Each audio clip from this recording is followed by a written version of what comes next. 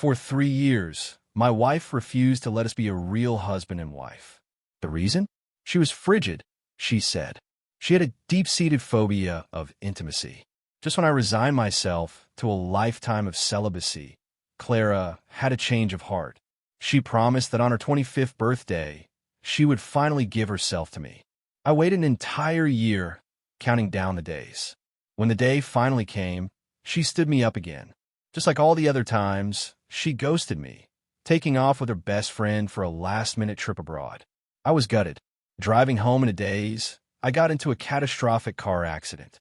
As I lay dying, my only regret was ever falling in love with Clara Vance. I swore to myself, if there's a next life, I will never love her again. To the outside world, I was living the dream.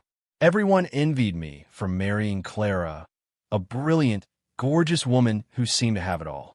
But nobody knew my private hell. I could look at my wife's beauty, but I could never possess it. 3 years of marriage, and she wouldn't let me touch her. She claimed to be asexual, terrified of the physical act of love. I've been in love with her since middle school, a full 13 years.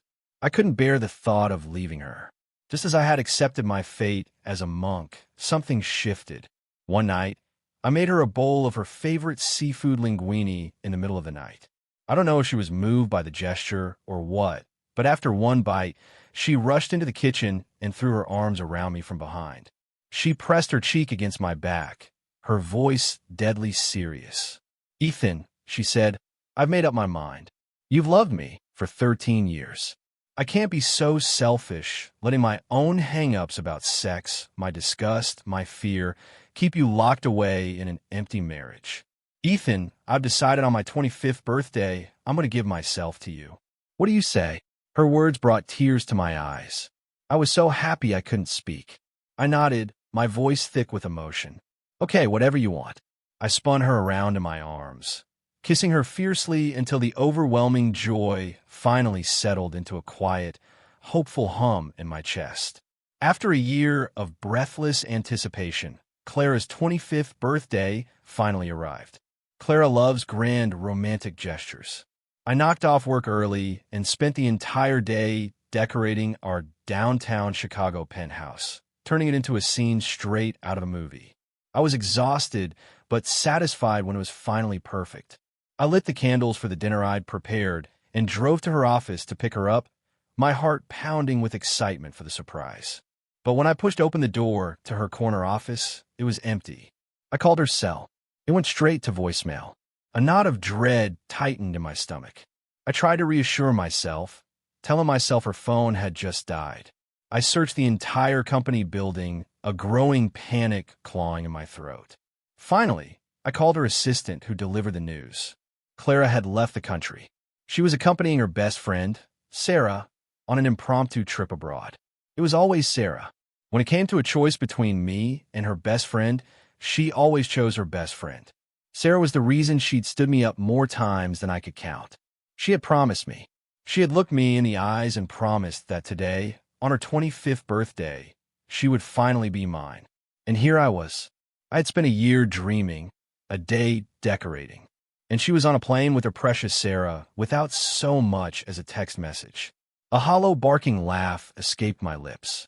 All my preparations, all my hope. It was all just a pathetic joke. She had ditched me for her best friend countless times, but no betrayal had ever cut this deep. For the first time, a profound, burning hatred for Sarah took root in my heart. Why? Why did Clara keep doing this to me? And why did Sarah always have to snatch her away at the moments I needed her most? I screamed, a raw, guttural sound torn from my soul. I was laughing and crying, roaring into the downpour that had just started. I couldn't understand it. I truly couldn't understand why they seemed to enjoy torturing me like this again and again. Heartbroken and numb, I drove home on autopilot. There was a deafening screech of tires, a horrifying crunch of metal. A semi-truck blew through the intersection, slamming into my car and sending it rolling over and over until it landed on its side, a mangled wreck. The car was unrecognizable. So was I.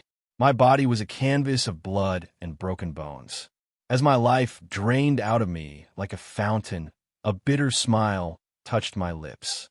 I saw my short, pointless life flash before my eyes. With my last breath, I choked on the regret.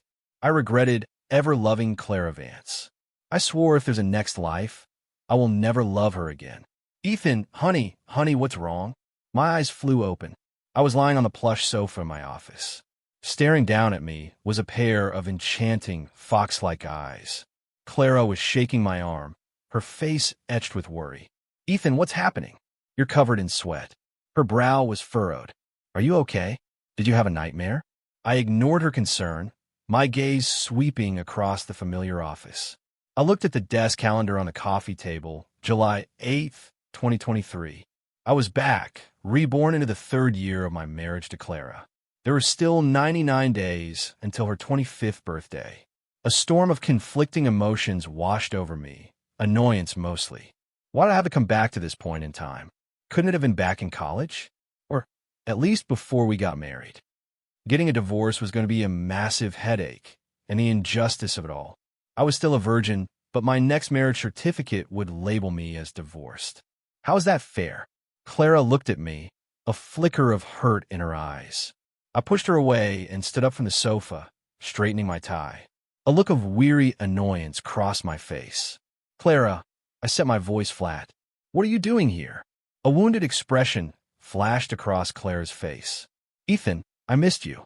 Can I come see you before my rebirth? Hearing those words from her would have sent me over the moon. I would have pulled her into a tight embrace. But now, looking at her beautiful face only reminded me of the mangled, bloody mess I'd been in my final moments. The countless wounds on my body, my head, my mouth, all pouring blood. I remembered using my last ounce of strength, enduring excruciating pain, to call her one last time. I just wanted to hear her voice. I wanted to ask her if she had ever, even for a moment, loved me. The call went straight to voicemail. In my final moments, as my life ticked down to zero, she was absent as always. I had died filled with regret, resentment, and a profound sense of injustice. Clara, it's working hours. You shouldn't be in my office. My voice was cold. Go back to your own office. I have work to do. Ignoring the stunned look on her face, I walked over to my desk and started leafing through a stack of documents. Clara bit her lip, then stomped her foot in frustration, the sharp click of her stiletto echoing in the quiet room. She walked right up to me, her defiance radiating off her.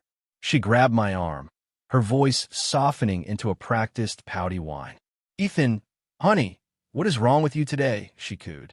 You're usually so happy when I come to visit you at the office. My brow furrowed. I shot her a cold, indifferent look. Clara, it's business hours. If you have nothing to do, please leave. She looked genuinely shocked. In our entire relationship, especially at the office, I had always treated her like a queen. Her word was my command. It was always her who spoke to me with this kind of impatient dismissal, never the other way around. This was the first time I'd ever been so cold, so impersonal with her at work. Her eyes glistened with unshed tears. Her fox-like eyes narrowed, and a flash of anger replaced the hurt. Ethan Hayes, what is wrong with you? Did you wake up on the wrong side of the bed? I'm trying to be nice to you, and you're snapping at me. She jabbed a finger at me. You had better apologize to me right now. You know what happens when I get angry. A bitter laugh almost escaped me. This was the real Clara. The second I stopped bending to her will, she'd resort to threats. It was always the same playbook. She'd disappear for a night, go on a bender at some club, hire a male model to pour her drinks, or pack a bag and go stay with her precious best friend, Sarah. In my past life, I would have immediately folded. I'd have groveled, bought her some ridiculously expensive designer gift, and begged for her forgiveness. But now, I didn't even want to be married to her anymore. If she wanted to be angry, let her be angry. What did I care? I didn't even look at her. I just shrugged. Whatever you want. My complete indifference left her speechless. Her face flushed a deep red. She stomped her foot again. Ethan, you're being an underscore. Slam. She yanked the door open and stormed out, slamming it behind her so hard the walls shook. I finally put down the file I was pretending to read. My eyes fell on a framed photo on my desk. It was a picture of Clara and me from our freshman year of college, right after we started dating. We were wearing matching outfits, white t-shirts and jeans. I had my arm wrapped around her at the campus football field. A blissful, happy smile lit up her face, her head resting gently on my shoulder. I was grinning like an idiot, holding her as if I were holding my entire world. We were so sweet back then, so innocent. I met Clara in middle school. She was in the honors class, Class A. I was in Class B. She wasn't just beautiful, she was a brilliant student. Our teachers were always praising her. And over time, her name got stuck in my head. We officially met one summer morning on the staircase near our classrooms. I was heading up, and she was coming down, clutching her stomach, her face pale with pain. I stopped and, mustering all my courage, asked, "Hey, are you sick? Do you need help?" She stammered for a moment, her face turning beet red. It's that time. I knew instantly what she meant, and my own face flushed crimson. I don't know what possessed me, but I ended up running to the convenience store to buy her pads and a hot chamomile tea. The only reason I knew what to do was because I'd seen my dad do the same for my mom whenever she got her period. It was something I just absorbed over the years. After that, we became friends, but it was just a casual say hello in the hallway kind of friendship. I don't know how or when it happened, but Clara slowly took over my heart. To get closer to her, I could bury myself in my studies. I worked my ass off and managed to get into the same high school as her. Not just the same school, but the same class. I was still too shy, nursing my secret crush from afar. Even in our senior year, when I managed to pull some strings to become her desk mate for the second semester, I couldn't find the courage to confess my feelings. It wasn't until our freshman year of college that I finally made a move. I heard a rumor that some popular rich kid from another class was planning to ask her out. That lit a fire under me. On Valentine's Day morning, I got to her first, my heart pounding, and blurted out how I felt. To my utter shock, she smiled and said yes. Later, after we'd started dating, I asked her about it. She confessed that she'd started to like me back in our sophomore year of high school. She'd even written me 2 anonymous love letters in English during our junior year, but I dismissed them as pranks and thrown them away. They say the greatest happiness in life is when the person you like happens to like you back. Those 4 years in college were the best of my life. We were inseparable, and the Clara from back then was so in love with me. I was always her priority. Then we graduated and we got married. After the wedding, Clara changed. It was like a switch had been flipped. She was no longer the warm, affectionate girl I'd fallen in love with. And she adamantly refused to let me be her husband in any real sense of the word.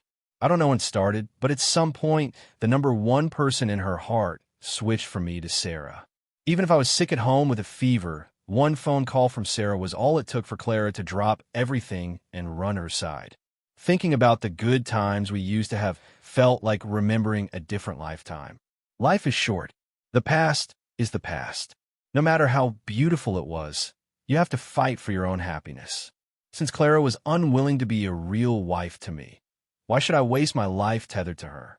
My family, the Hayes, had only had one son for 3 generations. We weren't billionaires, but the family business my grandfather built was substantial. If the family line ended with me, it would be a huge disrespect to my ancestors. After college, Clara and I had pooled our money, $5 million, from our families to start our company, Van Solutions. Over 3 years, our apparel company had grown into a national business, and we were now expanding into international markets. I handled the overseas operations, while Clara managed the domestic side of the company. She was the CEO, and I was the VP. We were clearing over $100 million in profit a year. If I divorced her now, the company would definitely be a point of contention. I knew that deliberately provoking Clara earlier would have consequences. I half expected her to retaliate by making life difficult for my key team members, a favorite tactic of hers. I took a walk through the sales department, but everything was peaceful. Everyone was working diligently. I was a little surprised. Had hell frozen over? She hadn't taken out all my people. But that just meant she was probably planning something else, some new drama to stir up. Whatever it was, I was ready for it. Honestly, I hoped she'd have an affair with some young stud. It would give me the perfect, undeniable reason to file for divorce. The thought was exhausting. I stayed at the office until 10 o'clock, ignoring the flood of calls from Clara, and then headed downstairs to the Velvet Rope, a moody upscale bar, to drink my frustrations away. I sat at the bar, nursing a whiskey sour the bartender mixed for me. On stage, a DJ spun a heavy beat while dancers in crop tops moved sensuously to the rhythm. The bar was a kaleidoscope of neon lights and beautiful people laughing in groups or paired off in intimate conversation. It was loud, alive, and dripping with money. And then there was me, alone. A bitter smile twisted my lips. I felt pathetic. Ever since I got together with Clara, especially after we got married, my world had revolved around her. I listened to everything she said. She didn't like me hanging out with my friends for drinks, so I stopped. She didn't like me talking to other women, so I cut off all contact with my female friends, even my childhood pal from next door. She hated smoking and drinking, so I quit both. She didn't even like me wearing bright colors, so I filled my closet with gray and black. I had given up so much for her. And in my past life, my reward was a gruesome death in a car crash. The more I thought about it, the angrier I got. I was deep in my brooding when my phone buzzed again. I glanced at the screen. Clara. I ignored it. She'd been calling me nonstop since 6 o'clock. 56 missed calls. I had no desire to answer a single one. What's wrong? Fight with the wife? Hiding out in here, drinking alone. I turned to see Lex's bright, clear eyes looking at me. I nodded. Yeah. Then a flicker of surprise. It's late. What are you doing here? Lexi, looking impossibly cool in a black leather jacket, slid onto the stool next to me and pouted. Her long, dark hair fell over her shoulders, her usually cheerful face clouded with annoyance. Don't even ask, she groaned. It's my parents. They're on my case about getting married again. I couldn't take it anymore, so I came here for a drink to clear my head. I can't believe I ran into you, Ethan. She grinned, her mood lifting instantly. Huh, I guess I came to the right place after all. She playfully punched my shoulder. So, you going to buy a girl a drink? I smiled faintly. You're here alone this late. It's not safe for you to be drinking. I waved the bartender over. Let's get you a freshly squeezed watermelon juice. Lexi pouted again. Stingy, I tapped her on the forehead with my finger. Hey, you call me your big brother, so I have to be responsible for you. What if you get drunk and some creep decides to take you home? I don't want your actual big brother coming after me with a baseball bat. Lexi burst out laughing. Haha, you make him sound like a psycho. I shuddered, thinking of her brother and my best friend, Leo. That guy was a protective sister maniac. I remember taking Lexi hunting in the woods when we were kids. I looked away for 1 second, and she had tripped and gotten some dirt on her clothes. That was it. When Leo saw his precious sister looking a little disheveled, he chased me for 2 miles with a stick. Come on, Ethan. Please, just a little one. Lexi leaned in, shaking my arm and making a cute, pleading face. It was rare to see her act so girly. A wave of nostalgia washed over me. The little snot-nosed kid who used to follow me around everywhere was all grown up. When I didn't budge, she playfully leaned her head closer and closer to mine. I sighed and gently pushed her head away. Just then, a familiar voice cut through the noise from behind us. What do you two think you're doing? Clara, dressed in a stunning, form-fitting blue slip dress, was striding towards us. Ethan Hayes, I called you dozens of times, and you didn't answer a single call. Her voice trembled with rage, and now I see why. You're busy fooling around with some other woman. How could you do this to me? Tears welled in her eyes as she pointed an accusing finger at me.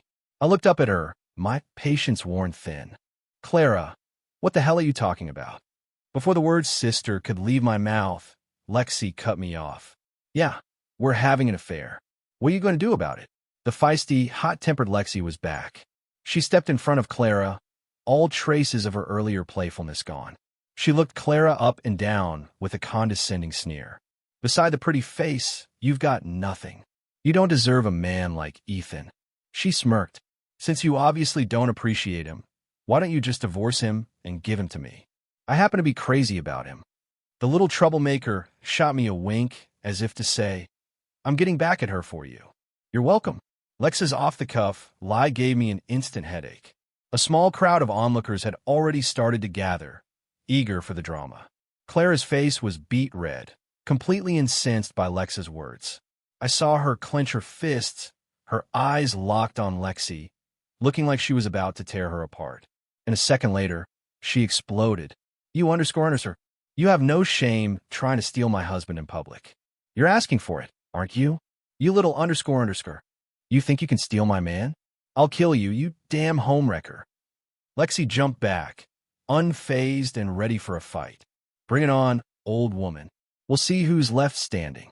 Just as the two of them were about to start throwing punches, I jumped between them, pushing them apart. That's enough, I yelled. You're not embarrassed, but I am. Both of you, stop it. They both turned a glare at me. Lexi, cut it out. It's late. Go home before your brother Leo starts to worry. Ethan, this woman, she has no respect for Lexi. I said that's enough. I cut her off sharply. Clara is your sister-in-law. You need to show her some respect. This is between my wife and me, and it doesn't concern you. It's late. Go home. My harsh tone finally got through to her. She shot Clara one last dagger-filled look and stormed out of the bar. I dropped a few bills on the counter to cover our drinks and walked out of the velvet rope with Clara trailing silently behind me. We've been married for 3 years, but Lexi had been studying abroad and had only recently returned. This was the first time they had ever met. I had no idea what had gotten into her tonight, why she decided to go head-to-head with Clara. I figured she must have been annoyed that Clara had jumped to conclusions without giving her a chance to explain. That had to be it. I've been drinking, so I couldn't drive. I got into the passenger seat of Clara's car. The drive home was silent. Clara opened her mouth to speak several times, but I just leaned back against the headrest and closed my eyes, pretending to be asleep. Our penthouse was only a 20-minute drive from the bar. When we got home, I had just kicked off my shoes in the foyer when Clara wrapped her arms around me from behind, pressing her face tightly against my back. Ethan, I'm so sorry, she whispered, her voice thick with tears. I couldn't reach you all night, and I panicked. I jumped to conclusions about you and Leo's sister. She sobbed quietly, holding me tight. So that was it. Back at the bar, she must have remembered that my best friend Leo had a sister named Lexi. That's why she had suddenly gone quiet and stood behind me without a word. She also knew me well enough to know that I was a traditional guy. I despised cheating.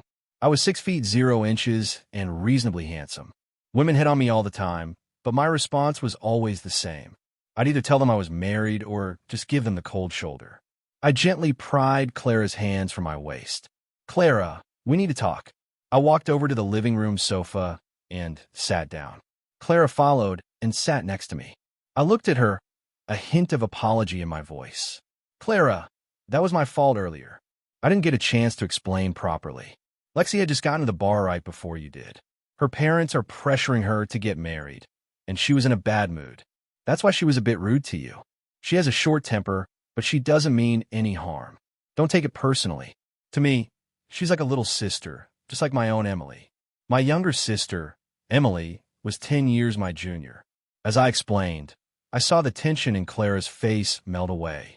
The frown lines on her beautiful face smoothed out, and a smile bloomed. She gently rested her head on my shoulder. Ethan, I trust you, she said softly. Even if you hadn't explained, I would have trusted you. Anyone in the world could cheat, but not you. I know how much you love me. Her words were so ironic. They were almost funny. Trust me, if she really trusted me, she wouldn't have been ready to brawl with Lexi in the middle of a crowded bar. If I hadn't stepped in, they probably would have ended up in the emergency room. Sensing my mood was still low, Clara's voice became even gentler. Honey, I called you so many times tonight, but you didn't answer. Her soft, delicate hands cupped my face as she looked at me with concern. You've never ignored my calls before. Tell me what happened. Why were you drinking alone at a bar? I stared into her flawless, stunning face, the face I had loved for 13 long years. But thinking about my tragic end in my previous life, a wave of depression washed over me. Looking at her now, her beauty just didn't have the same effect. After a long silence, a sense of release washed over me. I smiled, a genuine, liberating smile, and said the words I've been wanting to say ever since I came back. Clara, let's get a divorce. Her face, which had been leaning closer to mine, froze. Her beautiful eyes widened in disbelief. Her voice trembled. What? Ethan, what? You're joking, right? This is a joke. You love me more than anything. You could never leave me. Tears welled up in her eyes, but she fought them back, shaking my arm gently. Clara, I'm sorry, I said, my voice steady. My family line. Our family's been Ethan Hayes for 3 generations. I can't be the one to let the line die out. I can't selfishly deny my family an heir. So, I'm sorry, Clara. I've decided to divorce you. I need to find a woman who is willing to have children with me. Suddenly, Clara started laughing and crying at the same time. Her face became strangely calm. Ethan, is that all? You want to have a baby? What's so hard about that? I know I was wrong before. I was immature, not letting you touch me, but I thought it through. You're my husband. You're my man. You're the only person I have ever loved and the only person I want to spend the rest of my life with. I'll have a baby with you. Come on, honey. Let's go to the bedroom and make one right now. My eyes widened in disbelief. I was completely stunned, letting her pull me by the hand into the bedroom.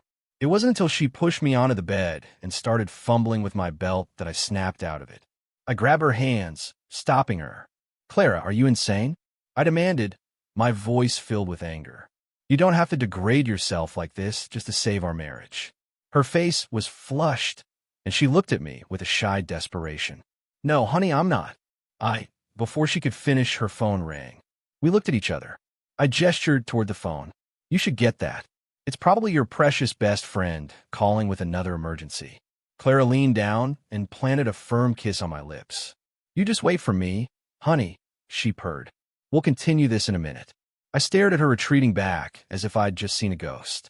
Clara's behavior tonight was completely bizarre.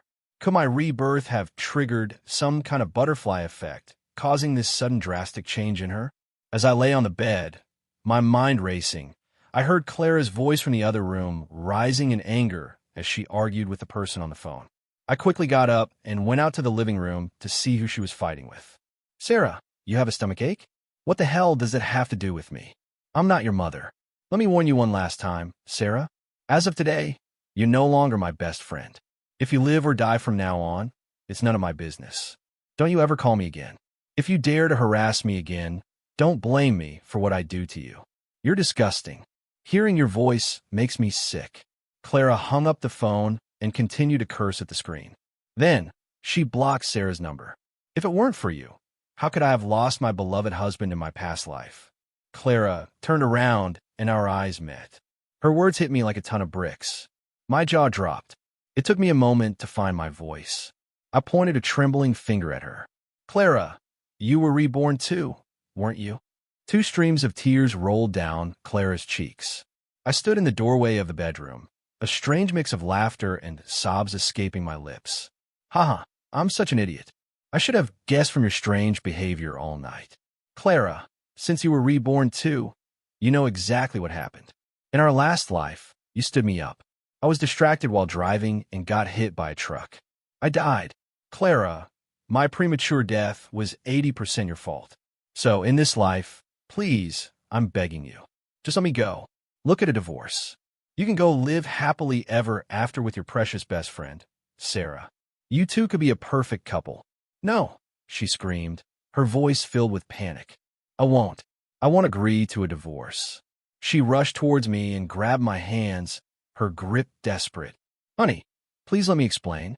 In our last life, after we got to the airport, I immediately regretted it. I canceled my ticket and rushed home. But just as I opened the front door, I got a call from the police. The officer asked, "Are you Ethan Hayes' wife?" I said I was. He said, "Your husband was in a car accident on the South Loop. He didn't make it. The moment I heard you were gone, I fainted.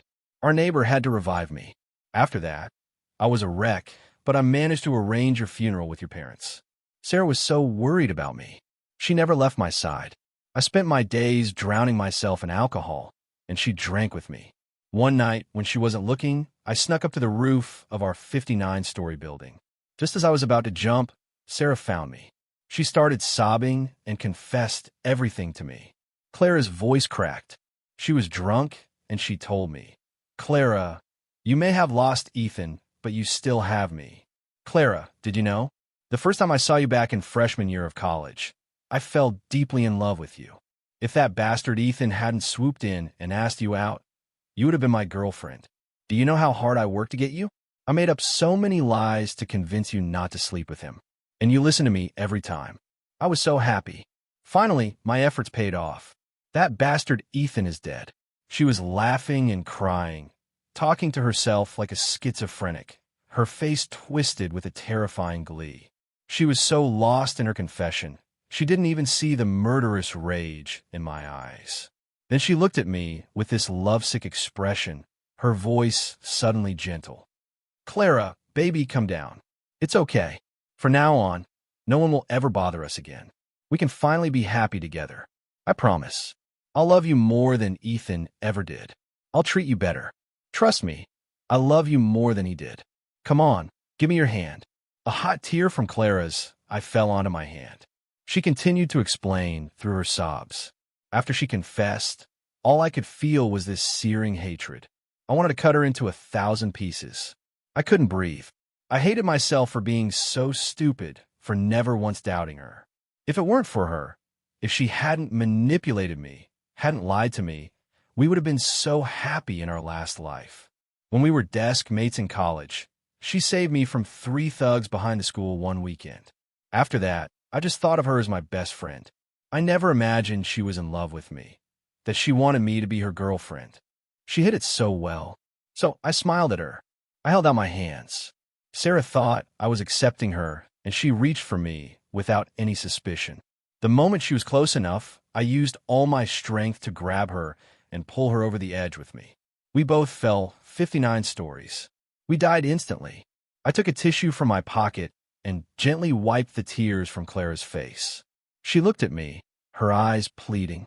Honey, I'm so sorry. I was so stupid in our last life. I believed everything she said.